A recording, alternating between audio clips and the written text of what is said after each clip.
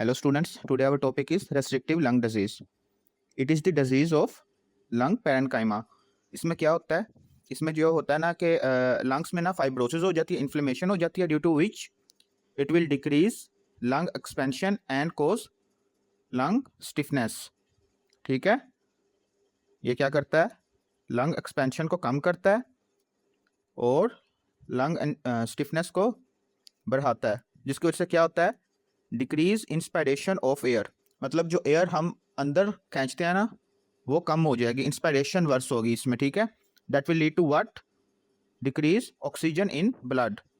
इसमें जो total lung capacity है या जो टोटल लंग वॉल्यूम है ना, वो डिक्रीज होगा. ठीक है, ऑब्स्ट्रक्टिव में क्या होता था? इंक्रीज होता है, इसमें क्या होगा? डिक्रीज होगा.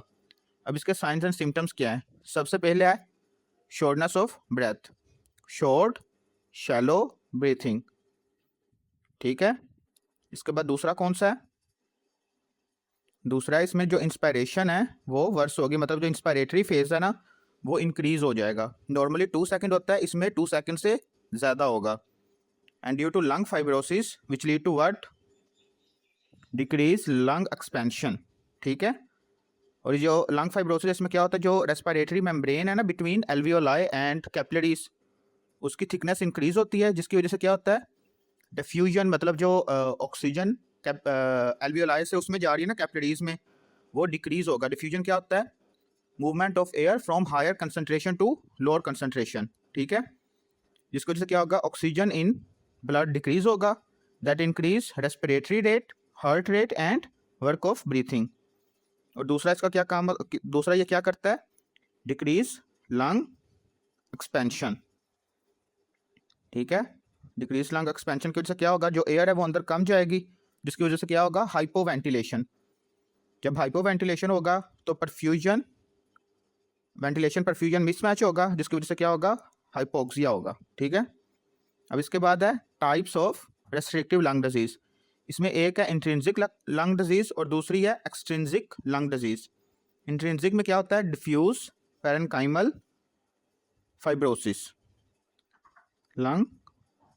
लंग फाइब्रोसिस होती है. ठीक है, इसके अब आगे कौन सी टाइप्स हैं, कौन सी ऐसी कॉजेज है जो इंट्रिंसिक लंग डिजीज करती हैं. ठीक है, अब उसमें जो सबसे पहले है वो कौन सी है? वो है ड्रग्स. कौन कौन से ड्रग्स हैं जो इंट्रिंसिक लंग डिजीज करेंगे? Drug exposure. इसमें कौन कौन से ड्रग्स आएंगे? एक तो आएगा एम्यूडरॉन और दूसरा ब्लियोमाइसिन. इसके बाद जो सेकंड कॉज है वो कौन सी है? वो है ग्रैन्युलोमा फॉर्मेशन. Granuloma formation. अब ये किस किस में बनते हैं? एक सार्कोइडोसिस में और दूसरा कौन सा है? Hypersensitivity pneumonitis.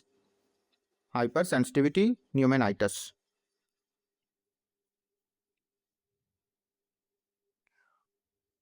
अब जो ये सबसे पहले ना सार्कोइडोसिस, इसमें जो ग्रैन्युलोमास बनते हैं ये मल्टी सिस्टम्स, मतलब डिफरेंट सिस्टम्स में जाके ना डिपॉजिट होते हैं और डिफरेंट सिस्टम्स को अफेक्ट करते हैं. सिर्फ लंग को नहीं, और भी सिस्टम्स हैं उन्हें भी अफेक्ट करते हैं. सीएनएस में ये मेनिंजाइटिस कोज करते हैं, हार्ट में ये पेरिकार्डाइटिस कोज करते हैं, लंग्स में ये क्या करते हैं? इंटरस्टिशियल लंग डिजीज या आइडियोपैथिक पल्मोनरी फाइब्रोसिस करते हैं, और बोन्स एंड जॉइंट्स में आर्थ्रैल्जिया या फिर आर्थराइटिस कोज करते हैं.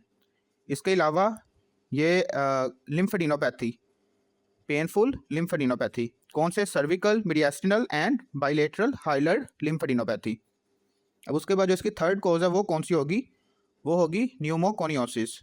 ये क्या होती है? ये ऑक्यूपेशनल लंग डिजीज़ है, जहाँ मतलब कोई जॉब कर रहा है ऐसी जगह पे जो लंग को अफेक्ट कर रहा है, जैसे सिलिकोसिस ग्लास फैक्ट्री में, या फिर कोल वर्कर, कोल माइनर जो होते हैं वो. और क्या हो सकता है? पेरिलोसिस, जो वारशिप या फिर ये कंटेनर वाली जो शिप होती है उनमें काम करते हैं, और एस्बेस्टोसिस. ठीक है, ये किसकी कॉजेज हैं? न्यूमोकोनियोसिस की कॉजेज हैं. और उसके बाद है ऑटोम्यून. ऑटोम्यून कॉजेज कौन कौन सी हैं? एक है र्यूमेटॉइड अर्थराइटिस और एक है सिस्टेमिक ल्यूपस एरिथमेटोसस और एक है गुड पास्चर सिंड्रोम. इसमें ये लंग को भी इफेक्ट करता है और किडनी को भी इफेक्ट करता है. गुड पास्चर सिंड्रोम लंग को भी इफेक्ट करता है और किडनी को भी. और एंड पे कोज है वो है आइडियोपैथिक. उसमें क्या होगा? इंटरस्टिशियल लंग डिजीज होगी, idiopathic pulmonary fibrosis that lead to interstitial lung disease. ठीक है। अब उसके बाद जो हमने सेकंड टाइप पढ़ी है वो कौन सी है, वो है एक्सट्रिंसिक लंग डिजीज। उससे पहले हम ये देख लेते हैं कि ये जो जितनी भी कॉजेज हैं इनका लंग पे क्या होता है इफेक्ट। ये क्या करेंगे, लंग फाइब्रोसिस एंड इन्फ्लेमेशन कराएंगे, लंग फाइब्रोसिस एंड इन्फ्लेमेशन। इसकी वजह से क्या होगा, डिक्रीज लंग कंप्लायंस, मतलब जो लंग है ना अपनी ओरिजिनल शेप में नहीं आ सकता, या फिर उसकी एक्सपेंशन डिक्रीज हो जाएगी। ठीक है, एक्सपेंशन डिक्रीज हो जाएगी, that decrease lung expansion, that lead to what, hypoventilation, which cause hypoxia and increase respiratory rate and heart rate। इसी की वजह से इसकी जो कॉम्प्लिकेशंस हैं उसमें कोर्ड पल्मोनल और रेस्पिरेटरी फेलियर, ये दोनों इसी कॉम्प्लिकेशंस हैं। ठीक है, hypoxia, decrease oxygen in blood that lead to what, increase respiratory rate and work of breathing. ये हो गया इंट्रिंसिक लंग डिजीज। अब है एक्सट्रिंसिक लंग डिजीज। इसमें क्या होता है, ये चेस्ट वॉल जो होती है उसका मसला होता है, which lead to what, altered respiratory mechanism. ठीक है, और दूसरा कौन सा है, न्यूरोमस्कुलर डिसऑर्डर होते हैं। इसमें एक क्या है, पहली कॉज कौन सी है, रेस्पिरेटरी मसल्स। ये क्या होता है, ये किसकी वजह से होता है, न्यूरोमस्कुलर कॉजेज की वजह से होता है। और जो दूसरी है वो कौन सी है, chest wall abnormalities, respiratory muscle weakness and chest wall abnormalities. अब चेस्ट वॉल एबनॉर्मेलिटीज कौन कौन सी हैं, किस वजह से ये होगा, जिसमें चेस्ट एक्सपेंशन कम होगी। एक है ओबेसिटी, ठीक है, और दूसरा कौन सा है, दूसरा है काइफोस्कोलियोसिस, स्कोलियोसिस। और न्यूरोमस्कुलर कॉजेज में कौन कौन सी आएगी, एक आएगी, ये सॉरी ये है ग्विलियन बेयर्ड सिंड्रोम है, ग्विलियन बेयर्ड सिंड्रोम। और दूसरा कौन सा है, दूसरा है मेयस्थीनिया ग्रेव्स,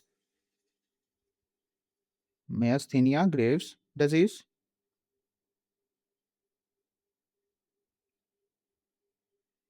ये क्या करेंगे, अब ये दोनों क्या करेंगे, decrease lung wall contraction and expansion. ठीक है, decrease chest wall contraction and expansion, ये चेस्ट वॉल को अफेक्ट कर रहे हैं ना।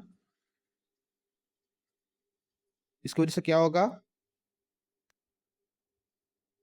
Decrease lung compliance that lead to what, hypoventilation, hypoventilation. और उसकी वजह से hypoxia that lead to what, increase respiratory rate and heart rate. ये होगी हमारी एक्सट्रिंसिक लंग डिजीज। अब इसके बाद है हमारा diagnosis of restrictive lung disease. इसमें सबसे पहले हमने करना है, सिम्टम्स देखे हैं हमने, उसके बाद हमने करना है पल्मोनरी फंक्शन टेस्ट। इसमें हमें पता लगेगा कि ये ऑब्स्ट्रक्टिव लंग डिजीज है या फिर रेस्ट्रिक्टिव लंग डिजीज है। रेस्ट्रिक्टिव लंग डिजीज में क्या होता है, टोटल लंग कैपेसिटी या फिर फोर्स वाइटल कैपेसिटी डिक्रीज होगी, और इसके अलावा जो फोर्स एक्सपायरेटरी वॉल्यूम है ना ये भी डिक्रीज होगा।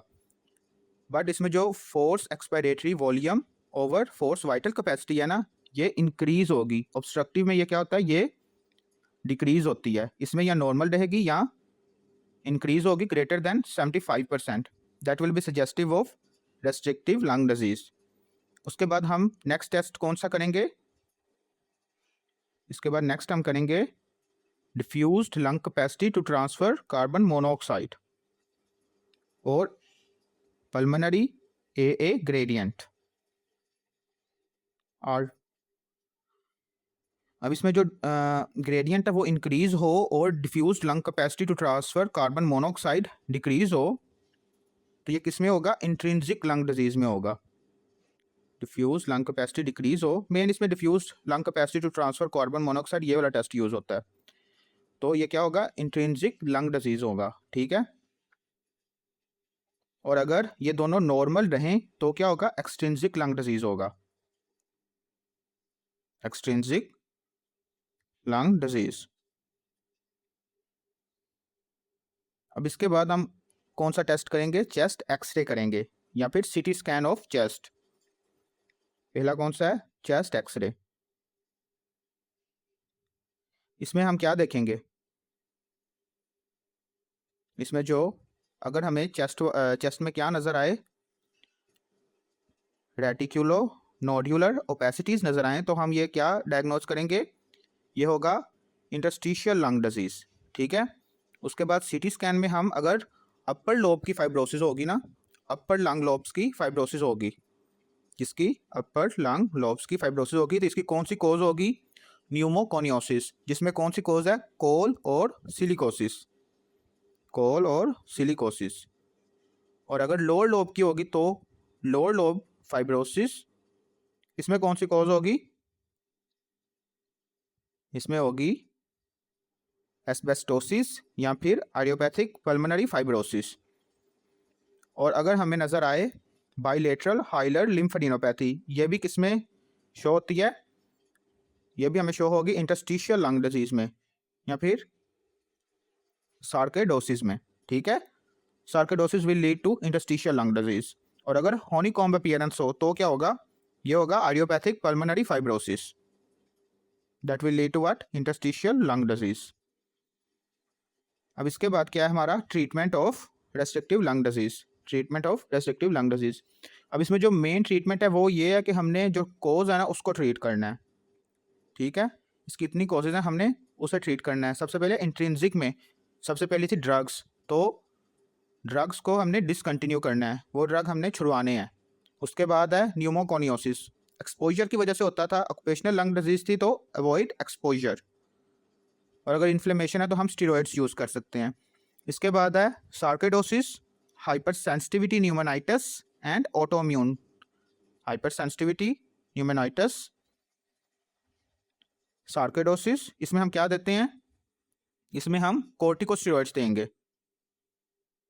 और ऑटोइम्यून में भी हम स्टेरॉइड्स देंगे, एक और कौन सी है वो है ऑटोइम्यून, ऑटोइम्यून इसमें रूमेटॉइड अर्थराइटिस, एसएलई और गुड पास्चर सिंड्रोम, ठीक है। अब इसके बाद एंड पे है आइडियोपैथिक पल्मोनरी फाइब्रोसिस, इसमें हम क्या देंगे, एंटी फाइब्रोटिक एजेंट्स, ठीक है। इसमें कौन सा है, पिरफेनिडीन एंड